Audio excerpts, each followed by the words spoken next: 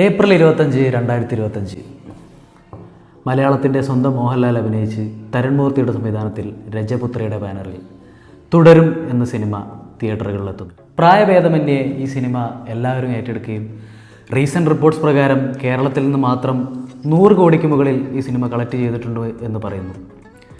എന്നാൽ ഇതിനൊക്കെ ഉള്ളത് ഈ സിനിമയിലുണ്ടായിരുന്നു. Welcome to our channel. ഇത് നമ്മുടെ ചാനലിലെ ആദ്യത്തെ വീഡിയോ ആണ്, ആദ്യത്തേതും അവസാനത്തേതും.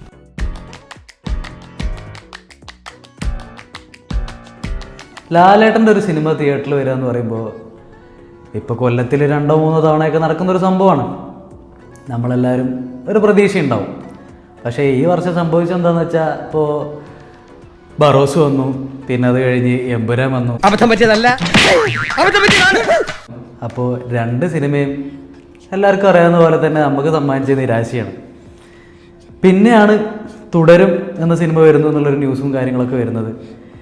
അപ്പോൾ വലിയ പ്രതീക്ഷയൊന്നും ഉണ്ടായിരുന്നില്ല. ഒബ്വിയസ്ലി തരൺമൂർത്തിയാണ് ഡയറക്ടർ എന്നുള്ളത് പ്രതീക്ഷയ്ക്കുള്ളൊരു വകുപ്പ് തന്നെയാണ്. പക്ഷേ എന്നാൽ പോലും അതിൻ്റെ ഒരു ട്രെയിലറോ അതിൻ്റെ പോസ്റ്ററോ ഒന്നും കണ്ട സമയത്ത് അതൊരു ഭയങ്കര ഒരു സിനിമയായി മാറും എന്നുള്ളൊരു തോന്നലൊന്നും ഉണ്ടായിട്ടില്ല. ഒരു ദൃശ്യം ഒക്കെ പോലെ ഒരു സിനിമ അത്രേ മനസ്സിലുണ്ടായിരുന്നുള്ളൂ. തിയേറ്ററിൽ പോകുമ്പോഴായാലും സിനിമ കണ്ടിറങ്ങിയപ്പോഴും ആയുധം താനെ കയ്യിലേക്ക് വന്നപ്പോഴും ഇതൊരു കുഴപ്പമില്ലാത്ത ഒരു സിനിമ, ലാലേട്ടൻ്റെ കുഴപ്പമില്ലാത്തൊരു സിനിമ കണ്ടു എന്നുള്ളൊരു ആശ്വാസം ഉണ്ടായിരുന്നു. കാരണം ബറോസും എമ്പുരാനും കഴിഞ്ഞിട്ടാണ് നമ്മൾ തുടരും കാണുന്നത്. പക്ഷെ തുടർന്നുള്ള ദിവസങ്ങളിൽ സോഷ്യൽ മീഡിയ വഴിയും പിന്നെ അല്ലാതെയും ഈ സിനിമയ്ക്ക് കിട്ടുന്ന ഒരു എന്താ പറയുക, ഈ സിനിമയ്ക്ക് സംഭവിച്ചുകൊണ്ടിരിക്കുന്ന എന്താണെന്നുള്ളത് മനസ്സിലായില്ല, തീരെ മനസ്സിലായില്ല, ഒട്ടും മനസ്സിലായില്ല. കാരണം ഞാൻ കണ്ട സമയത്ത് എനിക്കൊരു ആവറേജ് അനുഭവമായിട്ട് മാത്രം ഫീൽ ചെയ്തൊരു സിനിമ. എൻ്റെ കൂടെ തിയേറ്ററിൽ കണ്ട ആളുകളായാൽ പോലും തിയേറ്ററിലും എനിക്ക് അങ്ങനെ ഭയങ്കരമായിട്ടുള്ളൊരു റെസ്പോൺസ് ആ സിനിമയ്ക്ക് ഞാനിരുന്ന് കണ്ട സമയത്ത് കിട്ടിയിട്ടുണ്ടായിരുന്നില്ല. ഒരു കയ്യടിയോ അല്ലെങ്കിൽ ഒരു ആർപ്പുവിളിയോ ഒന്നും. ഞാൻ ആ സിനിമ 2 തവണ കണ്ടു എന്നുള്ളത് ഇപ്പോൾ വേണമെങ്കിൽ എടുത്തു പറയാം. ആ 2 തവണ ആ സിനിമയ്ക്ക് കയറിയ സമയത്തും ഭയങ്കരമായിട്ടുള്ളൊരു ക്രൗഡ് റെസ്പോൺസോ കയ്യടിയോ ആർപ്പുവിളിയോ ബഹളങ്ങളോ ഒന്നും തന്നെ ഉണ്ടായിട്ടില്ല. അപ്പോൾ അത് കഴിഞ്ഞിട്ടാണ് ഞാൻ ഈ 2 തവണ സിനിമ കണ്ടു കഴിഞ്ഞതിൻ്റെ ശേഷമാണ് വീണ്ടും സോഷ്യൽ മീഡിയയിലും മറ്റുമൊക്കെ ആയിട്ട് ഈ സിനിമയുടെ ഭയങ്കരമായിട്ടുള്ള ആഘോഷങ്ങളും സംഗതികളൊക്കെ നടക്കുന്നത്. അപ്പോൾ ഞാനപ്പോൾ ആലോചിച്ചത്, ഈ സിനിമയ്ക്ക് ഇതൊക്കെ എങ്ങനെ വന്നു, അല്ലെങ്കിൽ എന്താണ് സംഭവിക്കുന്നത്, എനിക്ക് സത്യം പറയാൻ എനിക്ക് മനസ്സിലായില്ല. ഇനി അങ്ങോട്ട് വീഡിയോയിൽ പറയാൻ പോകുന്നത് സ്ട്രിക്ട്ലി എൻ്റെ പേഴ്സണൽ അഭിപ്രായങ്ങൾ മാത്രമാണ്. എനിക്ക് മുഖം നോക്കാതെ നിങ്ങളോട് കുറച്ച് സംസാരിക്കാനുണ്ട്. അതിനെതിരഭിപ്രായം ഉണ്ടാവാം, അതിനോട് യോജിക്കുന്നവരുണ്ടാവാം. അപ്പോൾ ഒക്കെ നിങ്ങൾക്ക് കമൻറ്റ് ബോക്സിൽ രേഖപ്പെടുത്താം എന്താണെങ്കിലും. ഇനിയിപ്പോൾ എന്നെ തെറി വിളിക്കണമെങ്കിൽ വിളിക്കാം. എന്താണെങ്കിലും ധൈര്യമായിട്ട് പറഞ്ഞു, എന്നെ ആരും ഇവിടെ തല്ലാനൊന്നും പോണില്ല. അപ്പോൾ ഞാൻ ഈ സിനിമ കണ്ട സമയത്ത്, അല്ലെങ്കിൽ സിനിമ കണ്ടിറങ്ങുന്ന സമയത്ത്, ഇതിന് ഒരു ടേക്ക് അവേ അല്ലെങ്കിൽ എൻ്റെ തലയിൽ രജിസ്റ്ററായ, ഞാൻ പുറത്തിറങ്ങുമ്പോഴും എൻ്റെ കൂടെ ഉണ്ടായിരുന്നത് പ്രകാശ് വർമ്മ എന്ന മനുഷ്യൻ ചെയ്ത ജോർജ് സാറ് എന്ന് പറഞ്ഞ ക്യാരക്ടറാണ്. Hello hello hello hello. അത് ആ ക്യാരക്ടർ പറഞ്ഞ ഒരുപാട് ഡയലോഗുകൾ, അല്ലെങ്കിൽ ആ ക്യാരക്ടറിന് വേണ്ടിയിട്ട് പ്രകാശ് വർമ്മ യൂസ് ചെയ്ത മാനറിസം കാര്യങ്ങൾ, അതൊക്കെയായിരുന്നു എൻ്റെ മൈൻഡിൽ രജിസ്റ്റർ ആയിട്ടുണ്ടായിരുന്നത്. റാന്നി പെരുന്നാട് സിയെയാണ് നീ ഗവനിക്കാത്തത്. അതേസമയം ലാലേട്ടൻ മോശം പെർഫോമൻസ് ആണ് എന്നല്ല ഞാൻ പറഞ്ഞത്. പക്ഷേ ലാലേട്ടൻ എവിടെയൊക്കെയോ ആ സിനിമയിൽ വന്നു പോയ സമയങ്ങളിലെല്ലാം ഭയങ്കര ലോ ആയിട്ടാണ് എനിക്ക് ഫീൽ ചെയ്തത്. അതായത് ഈ സിനിമ തുടങ്ങി ജോർജ് സാറ് എന്ന് പറയുന്ന ആ ക്യാരക്ടർ, പ്രകാശ് വർമ്മ ചെയ്ത ആ ക്യാരക്ടർ, അത് സ്ക്രീനിൽ വന്നതിന് ശേഷമാണ് എനിക്ക് ഈ സിനിമ എൻഗേജിങ് ആയിട്ട് ഫീൽ ചെയ്ത് തുടങ്ങിയത്. അപ്പോൾ ഈ സിനിമയിൽ ഒരു പോയിന്റിൽ പോലും ആ ക്യാരക്ടർ സ്കോർ ചെയ്തതിൻ്റെ അടുത്ത് ബെൻസ് എന്ന് പറഞ്ഞ ക്യാരക്ടർ എത്തിയിട്ടുണ്ടോ എന്ന് എനിക്ക് തോന്നിയിട്ടില്ല. ബേസിക്കലി എനിക്ക് പേഴ്സണലാണ്, വീണ്ടും പറയുന്നു, എനിക്ക് തോന്നിയിട്ടില്ല. പ്രകാശ് വർമ്മയുടെ ആ ക്യാരക്ടറാണ് എല്ലാ ആസ്പെക്ട്സിലും ഏത് പോയിന്റിലായി കഴിഞ്ഞാലും ഈ സിനിമയിൽ നന്നായിട്ട് സ്കോർ ചെയ്ത് പോയത്. അപ്പോൾ അതുകൊണ്ട് തന്നെയാണ് ആ സിനിമ കഴിഞ്ഞ് ഇറങ്ങിയ സമയത്തും ആ ക്യാരക്ടർ എൻ്റെ കൂടെ പോരാനുള്ള കാരണം. തരുൺമൂർത്തി എന്ന സംവിധായകൻ്റെ ഫിൽമോഗ്രഫി നമുക്കറിയാം. അദ്ദേഹം ചെയ്തിട്ടുള്ള സിനിമകൾ നമ്മളെല്ലാവരും കണ്ടതുമാണ്. ഓപ്പറേഷൻ ജാവ, അത് കഴിഞ്ഞ് പിന്നെ സൗദി വെള്ളക്ക എന്ന 2 സിനിമകൾക്ക് ശേഷമാണ് അദ്ദേഹം തുടരും എന്ന സിനിമയിലേക്ക് വരുന്നത്. അപ്പോൾ എന്നോട് ചോദിക്കുകയാണെങ്കിൽ, അദ്ദേഹത്തിൻ്റെ ഫിൽമോഗ്രഫി എടുക്കുകയാണെങ്കിൽ ഈ 3 സിനിമകളും ഒന്ന് റാങ്ക് ചെയ്യാൻ പറഞ്ഞു കഴിഞ്ഞാൽ ഞാനിതിന് ഓപ്പറേഷൻ ജാവ, സൗദി വെള്ളക്ക, എൻ്റെ ലിസ്റ്റിൽ ഇത് 3ാമത് മാത്രമേ തുടരൂ എന്ന സിനിമ വരുന്നുള്ളൂ. നമ്മളിപ്പോൾ ഓപ്പറേഷൻ ജാവ എടുക്കുകയാണെങ്കിലും സൗദി വെള്ളക്ക എടുക്കുകയാണെങ്കിലും ആ സിനിമയിലൊക്കെ തരുൺമൂർത്തി കൊണ്ടുവരുന്ന ഒരു ലൈഫ് ഉണ്ടായിരുന്നു. ഓപ്പറേഷൻ ജാവ നമ്മൾ കണ്ട സമയത്ത് ഒരു തരുൺമൂർത്തി ആദ്യ സിനിമയാണ്, തുടക്കക്കാരനാണ്. പക്ഷേ ആ ഒരു സിനിമ കണ്ടു കഴിഞ്ഞാൽ അതൊരു തുടക്കക്കാരൻ്റെ സിനിമയാണ് എന്ന് നമുക്ക് ഒരിക്കലും ഫീൽ ചെയ്യില്ല, ഒരിക്കലും തോന്നില്ല. പിന്നെ സൗദി വെള്ളക്കയിലേക്ക് വരുന്ന സമയത്ത് അദ്ദേഹം കുറച്ചും കൂടെ മെച്ചുവേർഡായി, കുറച്ചും കൂടെ സീരിയസ് ആയിട്ടുള്ളൊരു, ഓപ്പറേഷൻ ജാവ സീരിയസ് അല്ല എന്നല്ല, സൗദി വെള്ളക്കയിലേക്ക് വന്ന സമയത്ത് കുറച്ചും കൂടെ ലൈഫുള്ളൊരു സിനിമയായിട്ട്, കുറച്ചും കൂടെ സീരിയസ് ഒരു ഇഷ്യൂ പറയുന്ന സിനിമയായിട്ടാണ് തോന്നിയത്.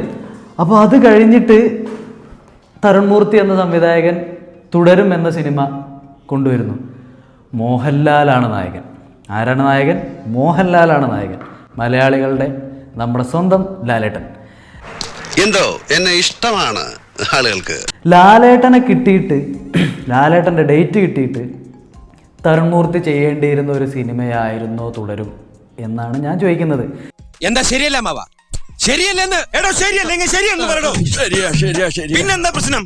കാരണം ദൃശ്യം സീരീസ് അവിടെ റൺ ചെയ്തുകൊണ്ടിരിക്കുന്നുണ്ട്. ദൃശ്യം 1 വന്നു, 2 വന്നു, നമ്മളത് രണ്ടും കണ്ടു കഴിഞ്ഞു. ഇനി അതവിടെ തീർന്നിട്ടില്ല, ദൃശ്യം 3 വരാൻ പോവുകയാണ്. അപ്പോൾ അതേ യൂണിവേഴ്സിൽ നിന്ന് തോന്നിക്കുന്ന പോലെ, ദൃശ്യത്തിൻ്റെ ഒരു എക്സ്റ്റൻഷൻ എന്ന് തോന്നിക്കും പോലെ വീണ്ടും ഒരു സിനിമ. പക്ഷേ അവിടെയാണ് തരുൺമൂർത്തി എന്ന ബ്രില്യൻ്റ് ആയിട്ടുള്ളൊരു മനുഷ്യൻ്റെ റോള് വരുന്നത്. അദ്ദേഹം എന്താ ചെയ്തത്? ലാലേട്ടൻ എന്ന ബ്രാൻഡിനെ നല്ല കിടലായിട്ട് വിറ്റു. ആ സിനിമ മാർക്കറ്റ് ചെയ്യാൻ അവർ യൂസ് ചെയ്ത സ്ട്രാറ്റജി വളരെ ബ്രില്യൻ്റ് ആയിരുന്നു. കാരണം തുടക്കം മുതലേ ആ സിനിമയുടെ പിന്നാമ്പുറ കഥകളും BTS പോലുള്ള സംഗതികൾ, ലാലേട്ടൻ്റെ ചൈൽഡിഷ്നെസ് സെറ്റിൽ ഉണ്ടായ കാര്യങ്ങൾ, പിന്നെ അർജുൻ ദാസ്, തമിഴിൽ നിന്ന് അർജുൻ ദാസ് എന്ന നടൻ വരികയും ലാലേട്ടൻ്റെ പെർഫോമൻസ് കണ്ട് അന്തം വിട്ട് നിൽക്കുന്നു എന്നുള്ള സംഗതികൾ, അങ്ങനെ പിന്നാമ്പുറക്കഥകളുടെ ഒരു കൂമ്പാരം തന്നെ തരുൺമൂർത്തി ഇൻ്റർവ്യൂസിലും മറ്റുമായിട്ട് അദ്ദേഹം കൊണ്ടുവന്ന് നമ്മളെ വേറെ ഒരു രീതിയിൽ ആ സിനിമയിലേക്ക് ഇൻവൈറ്റ് ചെയ്യാനുണ്ടായത്. അപ്പോൾ നമ്മൾ ഒബ്വിയസ്ലി ഇത് കാണുന്ന സമയത്ത് ഓക്കെ, നമ്മൾ അവിടെ നമ്മൾ കാണുന്നത് എന്താണ്? ആ സിനിമ എന്നുള്ളതിൻ്റെ അപ്പുറത്തേക്ക് ലാലേട്ടൻ അല്ലെങ്കിൽ മോഹൻലാൽ എന്ന് പറയുന്ന ആളെയാണ് നമ്മൾ ഇതുവഴി നമ്മൾ കണ്ടുകൊണ്ടിരിക്കുന്നത്. ഇവർ വന്ന് പറയുന്നതും ലാലേട്ടൻ്റെ സെറ്റിലുണ്ടായ തമാശകളും കാര്യങ്ങളുമാണ് ഇവർ വീണ്ടും വീണ്ടും പറഞ്ഞുകൊണ്ടിരിക്കുന്നത്. നമ്മൾ തുടരെ ഈ സംഗതികൾ കേട്ടുകൊണ്ടിരിക്കുന്ന സമയത്ത് ഈ സിനിമ കാണാനുള്ളൊരാഗ്രഹം ആർക്കായാലും വന്നു പോകും. അങ്ങനെ തന്നെയാണ് സംഭവിച്ചതും. പിന്നീടാണ് ഈ സിനിമ ഇറങ്ങിക്കഴിഞ്ഞിട്ട് ആണ് നമ്മൾ തരുൺമൂർത്തി എന്ന ആ ഒരു, ഞാൻ നേരത്തെ പറഞ്ഞ സ്ട്രാറ്റജിസ്റ്റിൻ്റെ ബ്രില്യൻസ് നമുക്ക് മനസ്സിലാകുന്നത്. അത് വെച്ച് അദ്ദേഹം ഈ സിനിമ വളരെ വളരെ ബ്രില്യൻ്റ് ആയിട്ട് മാർക്കറ്റ് ചെയ്തു. ലാലേട്ടനെ വെച്ച് നമ്മൾ ചോദ്യം ചെയ്യാൻ ശ്രമിക്കുന്ന ഒരു സംഗതി എന്താണെന്ന് വെച്ച് കഴിഞ്ഞാൽ, ലാലേട്ടൻ എന്ന ബ്രാൻഡ് നമുക്ക് ഓൾറെഡി അറിയാം. ലാലേട്ടൻ എന്താണ്, നമുക്ക് മലയാളികൾക്ക് ലാലേട്ടൻ എന്താണ് നമുക്ക് എല്ലാവർക്കും അറിയാം. പക്ഷേ അത് വെച്ച് അവർ ഈ സിനിമ മാർക്കറ്റ് ചെയ്യുന്ന സമയത്തും നമ്മൾ ആ സിനിമയുടെ ക്വാളിറ്റി എത്രത്തോളം ഉണ്ടായിരുന്നു എന്നുള്ളത് അവിടെ ചർച്ച ചെയ്യാതെ പോന്നു. എന്തൊക്കെ പറഞ്ഞാലും cinema after all is A business. അപ്പോൾ ആ ബിസിനസ്സിലേക്ക് വരുന്ന സമയത്ത് അവർ 100% സക്സസ്ഫുള്ളായി. അവർ വിചാരിച്ചതിലും കൂടുതൽ കളക്ഷനും റെസ്പോൺസും എല്ലാം തുടരുമെന്ന സിനിമയ്ക്ക് കിട്ടുകയുണ്ടായി.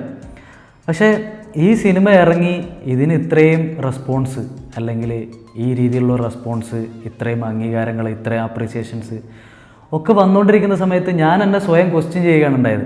കാരണം എനിക്ക് സംശയം തോന്നി, ഇനി ഈ സിനിമയ്ക്ക് ഇത്രയും അപ്രിസിയേഷൻ വരേണ്ട ആവശ്യമുണ്ടോ? ഇതിനേക്കാളും നല്ല സിനിമകൾ ഈ സമയത്ത് വന്നില്ലേ? ഇതിന് മുമ്പ് വന്നില്ലേ? ഇനി ഇതിന് ശേഷം വരാനുണ്ടാവില്ലേ?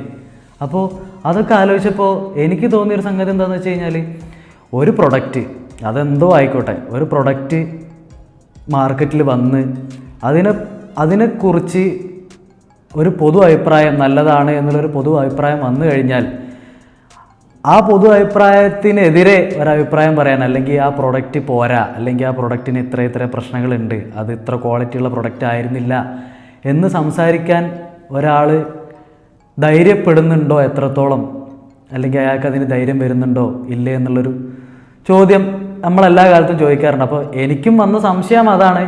ഒരു സാധനം ഭയങ്കര പോപ്പുലർ ആയി കഴിഞ്ഞാൽ അത് ഇഷ്ടപ്പെട്ടില്ലെങ്കിലും നല്ലതാണെന്ന് ആൾക്കാർ പറയും, ഇല്ലെങ്കിൽ കുറച്ചിലായാലോ. നമ്മൾ അങ്ങനെ ഒരു പൊതുബോധത്തിൻ്റെ കൂടെ നമ്മൾ പോകണോ, അതോ ആ ക്വാളിറ്റി അല്ലെങ്കിൽ ആ പ്രൊഡക്റ്റിൻ്റെ ക്വാളിറ്റി നമ്മൾ ക്വസ്റ്റ്യൻ ചെയ്യേണ്ട സമയത്ത് നമ്മൾ ക്വസ്റ്റ്യൻ ചെയ്യുന്നുണ്ടോ എന്നുള്ളൊരു സംഗതി വന്നു. അപ്പോഴാണ് ഈ ഒരു വിഷയം അഡ്രസ്സ് ചെയ്യേണ്ടി, ഇപ്പോഴെങ്കിലും ഇത് അഡ്രസ്സ് ചെയ്യണം എന്നുള്ളൊരു തോന്നൽ എനിക്കുണ്ടായത്. ഈ സിനിമയുടെ ബിസിനസ് ആസ്പെക്റ്റ് നമ്മൾ നോക്കി.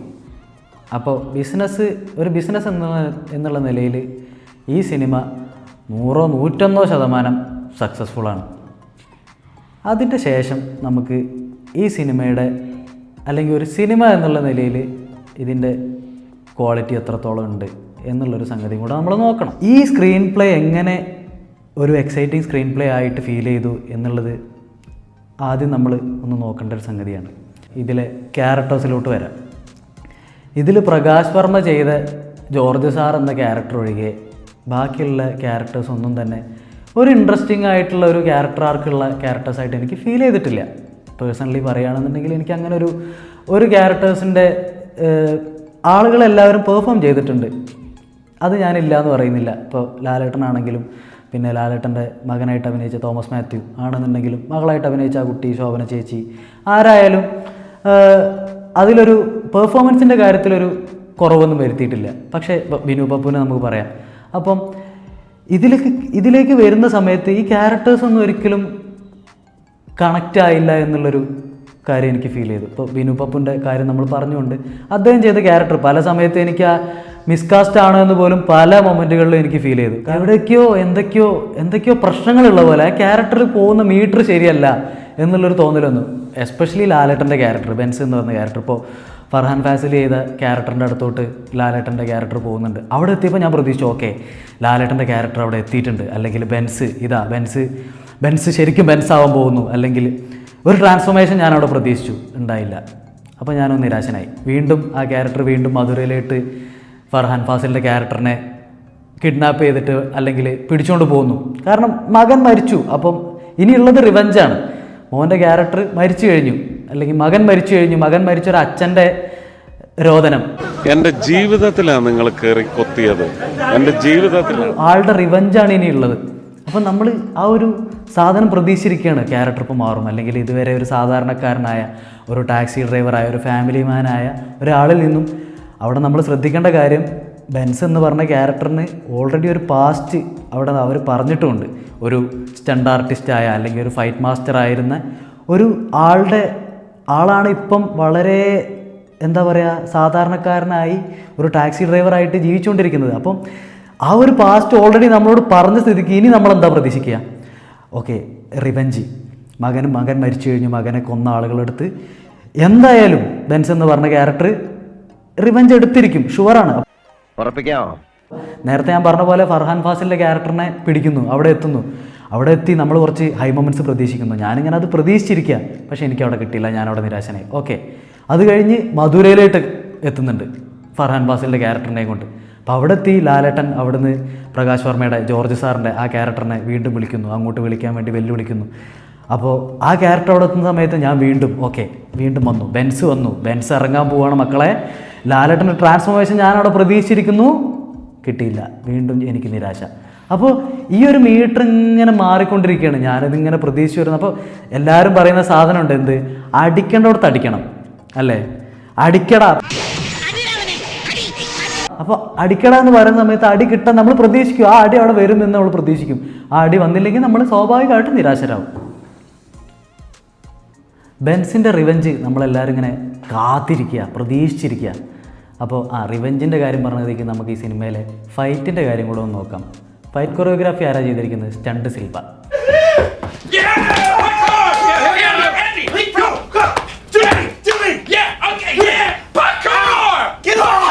അപ്പോൾ അദ്ദേഹത്തിൻ്റെ അതിന് മുമ്പുള്ള സിനിമകളുടെ ഫൈറ്റും കാര്യങ്ങളൊക്കെ നമുക്ക് വേണമെങ്കിൽ ഒന്ന് അനലൈസ് ചെയ്ത് നോക്കാവുന്നതാണ് ഈ വീഡിയോ കാണുന്ന സമയത്ത്. അപ്പോൾ അതിലേക്ക് ഞാൻ കൂടുതൽ കിടക്കുന്നില്ല, നമുക്ക് തുടരും എന്നുള്ള സിനിമയിൽ മാത്രം എടുത്തു നോക്കാം. വളരെ മോശമായിരുന്നു. സീരിയസ് ആയിട്ട് പറയുകയാണെങ്കിൽ വളരെ മോശമായിരുന്നു സ്റ്റണ്ട് കൊറിയോഗ്രാഫി. ലാലേട്ടൻ്റെ നമ്മൾ ആ ചാട്ടം നമ്മളെല്ലാവരും കൊണ്ടാകും, അതിൻ്റെ ഉള്ളിലൂടെയുള്ള ആ ചാട്ടം. ആ ചാട്ടം ഒഴിച്ചു നിർത്തിയാൽ ഈ സിനിമയിലെ സ്റ്റണ്ട് കൊറിയോഗ്രാഫി വളരെ മോശമായിട്ടാണ് മൊത്തത്തിൽ ഫീൽ ചെയ്തത്. അപ്പോൾ ആ ചാട്ടം നമ്മളെല്ലാവരും ഭയങ്കരമായിട്ട് ആഘോഷിച്ചു, ലാലേട്ടൻ്റെ ആ ഒരു ചാട്ടം. പക്ഷേ ആ ചാട്ടത്തിൻ്റെ മുമ്പും ആ ചാട്ടത്തിൻ്റെ ശേഷവും എന്ത് സംഭവിച്ചു എന്നുള്ളതും കൂടെ നമ്മൾ ആലോചിക്കണം. ആ ചാട്ടത്തിലേക്ക് വന്ന സമയത്ത് ആ ചാട്ടത്തിലേക്കുള്ള ബിൽഡപ്പ് ഒന്നും ഉണ്ടായിരുന്നില്ല, വളരെ മോശമായിരുന്നു. ആ ചാട്ടം കഴിഞ്ഞിട്ട് പോയ ഫൈറ്റും വളരെ മോശമായിരുന്നു. അപ്പോൾ ഇങ്ങനെയൊരു സിനിമ, ഒരു റിവഞ്ച് സിനിമയിലേക്ക് വരുന്ന സമയത്ത് നമ്മളതിൽ ഫൈറ്റ് നമ്മൾ എന്താ പറയുക, നമ്മൾ ആഗ്രഹിക്കുന്ന നല്ലൊരു ഫൈറ്റ് വരുന്ന ഒരു നമ്മൾ ആഗ്രഹിക്കും. ലാലേട്ടൻ ഫൈറ്റ് ചെയ്യാൻ പറ്റാത്ത ആളല്ലല്ലോ. മലയാളത്തിൽ ലാലേട്ടനെ പോലെ ഫൈറ്റ് ചെയ്യുന്ന ആളുകളില്ല എന്ന് തന്നെ വേണമെങ്കിൽ നമുക്ക് പറയാം. ലാലേട്ടനെ പ്രായം ബാധിച്ചു, അല്ലെങ്കിൽ മമ്മൂക്കയെ പ്രായം ബാധിച്ചു എന്നൊക്കെ പറയുന്ന ആളുകളുണ്ടാവും. പക്ഷേ ഇതേ മമ്മൂക്കാനെ വെച്ചിട്ടാണ് അമൽ നീരദ് ഭീഷ്മയിൽ ഫൈറ്റ് ജയിച്ചത്. ലാലേട്ടൻ അതിനു മുമ്പുള്ള സിനിമകളിലും വളരെ അടിപൊളിയായിട്ട്, ഇപ്പോൾ എന്തൊക്കെ പറഞ്ഞാലും എമ്പുരാനിൽ ഫൈറ്റ് ചെയ്തിട്ടുണ്ടോ എന്ന് ചോദിച്ചു കഴിഞ്ഞാൽ ഒരു പരിധി വരെ അദ്ദേഹം ചെയ്തിട്ടുണ്ട്. ആ ഫൈറ്റ് എത്രത്തോളം നന്നായിരുന്നു എന്നുള്ളത് വേറെ ചോദ്യമാണ്. അതെന്തിനാടാ പന്നി ഇപ്പൊ പറഞ്ഞത്? പക്ഷേ ആ സിനിമയിൽ ലാലേട്ടൻ ഫൈറ്റ് ചെയ്തിട്ടുണ്ട്. അപ്പോൾ ലാലേട്ടൻ ഫൈറ്റ് ചെയ്യാൻ പറ്റാത്തതല്ലല്ലോ പ്രശ്നം. അവിടേക്ക് വന്ന സമയത്ത് ആ കൊറിയോഗ്രാഫിയാണ് അവിടെ പ്രശ്നം സംഭവിച്ചത്. ഫൈറ്റ് കൊറിയോഗ്രാഫിയിലാണ് പ്രശ്നം. നമ്മൾ മറ്റേ എന്താ പറയുന്നത്, ഇപ്പോൾ റെയ്ഡിൻ്റെ ടീമിനെ കൊണ്ടുവരുന്നോ അല്ലെങ്കിൽ ജോൺ വിക്കിൻ്റെ ടീം വന്ന് ഫൈറ്റ് ചെയ്യണമെന്ന് നമ്മൾ പറയുന്നില്ല. വേണമെന്ന് പറഞ്ഞാൽ ഇവിടെ കൊണ്ടുതരാൻ ആരുമില്ല. സുപ്രീം സുന്ദർ നമുക്ക് നമ്മുടെ നാട്ടിലുള്ള അല്ലെങ്കിൽ നമ്മുടെ ഇൻഡസ്ട്രിയിൽ അല്ലെങ്കിൽ ഇന്ത്യയിലുള്ള ഫൈറ്റ് കൊറിയോഗ്രാഫറാണ് അദ്ദേഹം. അത് അനിമൽ എന്ന് പറഞ്ഞ സിനിമയിൽ പോയിട്ട് ഫൈറ്റ് കൊറിയോഗ്രാഫി ചെയ്തു, വളരെ അടിപൊളിയായിട്ട് ചെയ്തിട്ടുണ്ട്. അപ്പോൾ അറ്റ്ലീസ്റ്റ് അദ്ദേഹത്തെയെങ്കിലും അല്ലെങ്കിൽ ആ ഒരു ക്വാളിറ്റി ഉള്ള ആളുകളെയെങ്കിലും കൊണ്ടുവന്ന് ഫൈറ്റ് കൊറിയോഗ്രാഫി ഈ സിനിമയിൽ ചെയ്യിക്കാമായിരുന്നു എന്നെനിക്ക് തോന്നി. സ്റ്റണ്ട് സിൽവ മോശമാണ് എന്നല്ല ഞാൻ പറഞ്ഞുകൊണ്ടിരിക്കുന്നത്, പക്ഷേ അദ്ദേഹം തുടരും എന്ന സിനിമയിൽ ചെയ്ത ഫൈറ്റ് കൊറിയോഗ്രാഫി മോശം തന്നെയായിരുന്നു. പിന്നെ സിനിമയുടെ ടെക്നിക്കൽ സൈഡിലേക്കൊക്കെ വരുവാണെന്നുണ്ടെങ്കിൽ ക്യാമറ കുഴപ്പമില്ലായിരുന്നു, പിന്നെ വിഷ്വൽസൊക്കെ നല്ല കുഴപ്പമില്ലാത്ത രീതിയിൽ ചെയ്തിട്ടുണ്ട്. മ്യൂസിക്കിൻ്റെ സൈഡിലോട്ട് പോവുകയാണെന്നുണ്ടെങ്കിൽ ആവറേജ്. കാരണം ജെയ്ക്സ് ബിജോയിൻ്റെ പുള്ളിയുടെ ഒരു കഴിവ് നമുക്കറിയാം. ഇപ്പോൾ കിങ് ഓഫ് കൊത്ത മോശം സിനിമയായിരുന്നെങ്കിൽ പോലും അതിൻ്റെ മ്യൂസിക് സൈഡ് വളരെ നല്ലതായിരുന്നു. അപ്പോൾ അദ്ദേഹം നല്ലൊരു മ്യൂസീഷ്യൻ തന്നെയാണ്. അദ്ദേഹം തുടരും സിനിമയിൽ അദ്ദേഹം നന്നായിട്ട് വർക്ക് ചെയ്തിട്ടുണ്ട്. പക്ഷേ അത് ആ സിനിമ കണ്ടുകൊണ്ടിരുന്ന സമയത്ത് അത്ര ഒരു ഇമ്പാക്റ്റ് ഉണ്ടാക്കാത്ത പോലെ, അല്ലെങ്കിൽ ആ ഒരു സിനിമേനെ ഒരു വലിയ രീതിയിൽ മ്യൂസിക് സൈഡ് ഹെൽപ്പ് ചെയ്തിട്ടുണ്ടോ എന്ന് നോക്കുന്ന സമയത്ത് ഇല്ലാത്ത പോലെ ഒരു ഫീൽ വന്നിട്ടുണ്ടായിരുന്നു. കാരണം ആ കാടേറും കൊമ്പ എന്ന് പറഞ്ഞ സോങ്ങൊക്കെ തിയേറ്ററിലിരുന്ന് ആ സിനിമ കാണുന്ന സമയത്ത് ആ ട്രാക്ക് വന്നപ്പോൾ പ്രത്യേകിച്ചൊന്നും ഫീൽ ചെയ്തില്ല. പക്ഷേ ആ ട്രാക്ക് പിന്നീട് നമ്മൾ യൂട്യൂബിലൊക്കെ ഒരുപാട് ക്ലിപ്പുകൾക്ക്, ഇപ്പോൾ ഒരു കിങ് കോങ്ങിൻ്റെ ഒരു ക്ലിപ്പല്ല ഞാൻ കണ്ടിരുന്നു ആ ട്രാക്ക് വെച്ചിട്ട് ചെയ്ത്. അതൊക്കെ എനിക്ക് അത് വന്ന സമയത്ത് ഭയങ്കര ഇൻട്രസ്റ്റിംഗ് ആയിട്ട് ഫീൽ ചെയ്തു. ആ ട്രാക്ക് നല്ലൊരു ഓളം ഉണ്ടായിരുന്നു ആ ട്രാക്കിന്. തിയേറ്ററിൽ നിന്ന് കിട്ടിയപ്പോൾ ഓളം ഉണ്ടായിരുന്നില്ലെങ്കിലും പിന്നീട് ആ ഒരു ഓളം കിട്ടി. ഇപ്പം ഞാൻ ഈ പറഞ്ഞ ആസ്പെക്ട്സ് എല്ലാം ഒഴിച്ചു നിർത്തിയാലും, അല്ലെങ്കിൽ ഇതൊന്നും ശ്രദ്ധിക്കാതെ ഈ സിനിമ കാണാനിരിക്കുന്ന ഒരാളെ സംബന്ധിച്ചായാലും, ഈ സിനിമ ഒരു പോയിൻ്റ് കഴിഞ്ഞാൽ, ഇപ്പോൾ മകൻ മരിച്ചു, ബെൻസ് എന്ന ക്യാരക്ടറിൻ്റെ മകൻ മരിച്ചു, ആ മകനെ കൊന്നു, ആ മകനെ മറവ ചെയ്യാൻ അല്ലെങ്കിൽ കുഴിച്ചിടാൻ അച്ഛൻ തന്നെയാണ് കൂട്ടുന്നതും. ഇത് തിരിച്ചറിഞ്ഞ് നിൽക്കുന്ന അച്ഛനാണ് ബെൻസ്. ഇനി എന്താണ് ബെൻസിന് ചെയ്യാനുള്ളത്? ഇപ്പോൾ ഞാൻ പറഞ്ഞല്ലോ, ഒരു സാധാരണ പ്രേക്ഷകൻ എന്ന നിലയിൽ ഞാൻ ഈ സിനിമ കാണുന്ന സമയത്ത് ഇനി ബെൻസിന് ചെയ്യാനുള്ളത് റിവെഞ്ചാണ് അല്ലേ? ഇനി അങ്ങോട്ട് റിവെഞ്ചാണ്. ആ റിവെഞ്ച് എന്ന് പറഞ്ഞാൽ നമ്മൾ ആഗ്രഹിക്കുന്നത് അതിൻ്റെ എക്സ്ട്രീം ലെവലിൽ ആ റിവെഞ്ച് അവിടെ ഡെലിവർ ചെയ്യുക എന്നുള്ളതാണ്. ബെൻസിൻ്റെ ഒരു എന്താ പറയുക, ഔട്ട് ആൻഡ് ഔട്ട് റിവെഞ്ച്, ഒരു അഴിഞ്ഞാട്ടം ആ ക്യാരക്ടറിൻ്റെ. ഇനി ഞാൻ പ്രതീക്ഷിച്ചത് ലാലേട്ടൻ്റെ അഴിഞ്ഞാട്ടം, ബെൻസ് എന്ന ക്യാരക്ടറായിട്ട് ലാലേട്ടൻ്റെ അഴിഞ്ഞാട്ടം പ്രതീക്ഷിച്ചിരിക്കുന്ന എനിക്ക് ഈ മീറ്റർ തെറ്റിക്കിടക്കുന്ന, അല്ലെങ്കിൽ പല സമയത്തും എന്താ പറയുക ഇമോഷണലായി ഭയങ്കരമായിട്ട് ഇമോഷണലാവുന്ന, കരയുന്ന ഒക്കെ, കരയണ്ട എന്നുള്ളതോ അല്ലെങ്കിൽ ഇമോഷണലാവണ്ടോ എന്നുള്ളതല്ല എൻ്റെ അഭിപ്രായം. പക്ഷേ ആ റിവെഞ്ച് സാറ്റിസ്ഫൈങ് ആയിരുന്നോ എന്നുള്ളതാണ് എനിക്ക് തോന്നുന്നൊരു സംഗതി. അപ്പോൾ പേഴ്സണൽ അഭിപ്രായം പറയുകയാണെന്നുണ്ടെങ്കിൽ ആ റിവെഞ്ച് എന്നെ സംബന്ധിച്ചിടത്തോളം സാറ്റിസ്ഫൈങ് ആയിരുന്നില്ല. അത് ചിലപ്പോൾ നിങ്ങൾക്ക് സാറ്റിസ്ഫൈങ് ആയിരുന്നിരിക്കാം, ബാക്കിയുള്ള 90% പ്രേക്ഷകർക്കും ചിലപ്പോൾ അത് സാറ്റിസ്ഫൈങ് ആയിരുന്നിരിക്കണം. പക്ഷേ അത്ര മതിയായിരുന്നോ, അല്ലെങ്കിൽ ആ ക്യാരക്ടേഴ്സ് ഇപ്പോൾ പ്രകാശ് വർമ്മ ചെയ്ത ജോർജ് സാർ എന്ന് പറയുന്ന ക്യാരക്ടറും ബിനു പപ്പു ചെയ്ത ക്യാരക്ടറും അർഹിക്കുന്ന പണിഷ്മെൻറ്റ് അതായിരുന്നോ, അവർക്ക് അടി കിട്ടേണ്ട സമയത്ത് അടി കിട്ടിയിട്ടുണ്ടോ എന്നുള്ളൊരു സംഗതി അവിടെയല്ല നമ്മുടെ സാറ്റിസ്ഫാക്ഷൻ വരുന്നത് അല്ലേ. നമ്മൾ ഒരു സിനിമ കാണുന്ന സമയത്ത് അതൊരു റിവഞ്ച് സ്റ്റോറി ആയി മാറുന്ന സമയത്ത് പിന്നെ നമ്മൾ പ്രതീക്ഷിക്കുന്ന അതിൽ നിന്ന് എക്സ്ട്രീം ലെവൽ ഓഫ് റിവെഞ്ചാണ്. അപ്പോൾ ആ എക്സ്ട്രീം ലെവൽ ഓഫ് റിവെഞ്ച് വന്നോ, നമുക്ക് ആ സാറ്റിസ്ഫാക്ഷൻ കിട്ടിയോ എന്നുള്ള ചോദ്യം ചോദിക്കുന്ന സമയത്താണ് ഇല്ല എന്നുള്ളൊരു അഭിപ്രായത്തിലേക്ക് വരുന്നത്. ഇതേ സമയം ഈ സിനിമ ഇപ്പോൾ നമ്മൾ ഒന്ന് തമിഴിൽ ചിന്തിച്ച് നോക്കാം. ഒരു രജനീകാന്തോ ഒരു കമൽഹാസനോ അല്ലെങ്കിൽ വിജയോ ആണ് ഈ സിനിമയിലേക്ക് വരുന്നത്, അല്ലെങ്കിൽ ഈ സിനിമ ആ ബെൻസ് എന്ന് പറഞ്ഞ ക്യാരക്ടർ ചെയ്യുന്ന സമയത്ത് വരുന്നതെന്നുണ്ടെങ്കിൽ തമിഴിലേക്ക് വരുന്ന സമയത്ത് ഇപ്പോൾ നമ്മൾ ജയിലർ കണ്ടു, അവിടെ തല വെട്ടേണ്ട അടുത്ത് മുത്തുവേൽ പാണ്ഡ്യന് തല വെട്ടിയിട്ടുണ്ട് അല്ലേ. അപ്പോൾ നമ്മൾ പ്രതീക്ഷിക്കുന്നതും ലാലേട്ടൻ്റെ അടുത്തുനിന്ന് തുടരും പോലൊരു സിനിമ, ഒരു റിവെഞ്ച് സിനിമ കാണുന്ന സമയത്ത് നമ്മൾ പ്രതീക്ഷിക്കുന്നതും അത് തന്നെയാണ്. എന്തുകൊണ്ടത് വന്നില്ല?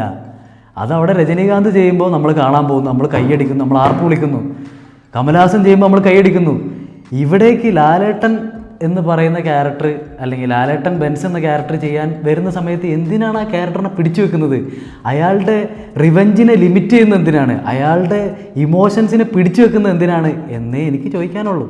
അപ്പോൾ ഇത്രയും നേരം സംസാരിച്ചതിൽ നിന്നും ഈ വീഡിയോ ഒന്നും ഞാൻ ഉദ്ദേശിച്ചത് അഡ്രസ്സ് ചെയ്യാതെ പോയ ഒരു പ്രശ്നം, അല്ലെങ്കിൽ ഈ സിനിമയുടെ പേരിൽ അല്ലെങ്കിൽ ഈ സിനിമയെ ബന്ധപ്പെട്ട് ചർച്ച ചെയ്യേണ്ടതായിരുന്നു എന്ന് എനിക്ക് തോന്നിയ ഒരു സംഗതി അഡ്രസ്സ് ചെയ്യണം എന്ന് മാത്രമേ എനിക്ക് ഈ വീഡിയോയിലൂടെ ഉണ്ടായിരുന്നുള്ളൂ. അല്ലാതെ ആരെയും കുറ്റം പറയണമെന്നോ അല്ലെങ്കിൽ ആ സിനിമയെ കുറ്റം പറയണമെന്നോ അതിൻ്റെ ബാക്കിയുള്ള ആസ്പെക്റ്റുകളെ വിമർശിക്കണമെന്നോ ഒന്നും എനിക്കുണ്ടായിരുന്നില്ല. ഇത്രേ ഞാൻ ഉദ്ദേശിച്ചിട്ടുള്ളൂ. ഈ സംഗതി ചർച്ച ചെയ്യപ്പെടേണ്ടതായിരുന്നു എന്നുള്ളൊരു അഭിപ്രായം എനിക്കുണ്ടായിരുന്നു. സോ അത് ബാക്കി ചർച്ചകൾ നിങ്ങൾക്ക് കമൻറ്റ് ബോക്സിൽ നിങ്ങൾക്ക് കണ്ടിന്യൂ ചെയ്യാം. അപ്പോൾ അത്രയേ ഉള്ളൂ. By. Do you have a question, Kelly? Yeah, I have a lot of questions. Number one, how dare you?